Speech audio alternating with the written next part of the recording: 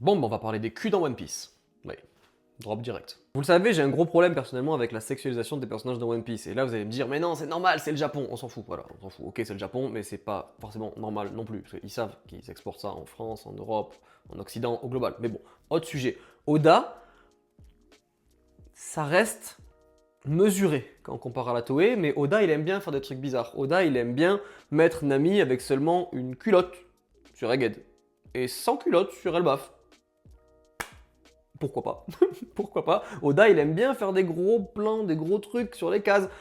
Pourquoi pas? Par contre, la Toei, ah, eux, ils abusent du game. Eux, ils abusent du game. C'est n'importe quoi. La Toei, c'est gros plan sur gros plan, c'est exagération, c'est zoom, c'est tête à l'intérieur des nichons dans les scènes.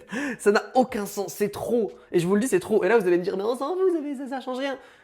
Vous avez peut-être 14 ans. Ok, je vous le dis, c'est gênant et je suis pas le seul à être gêné par ça. En fait, dans l'animé, le problème, c'est qu'en plus, ça vient, ces scènes-là, remplacer des scènes importantes. Ben, du coup, on a un mauvais rythme et c'est pour remplir. C'est un tout. C'est un tout et c'est fatigant. Il n'y a pas besoin de ça. Les personnages de One Piece n'ont pas besoin, féminins de One Piece n'ont pas besoin de ça pour être excellent, pour être exceptionnel, pour être bien écrit, pour être bien amené.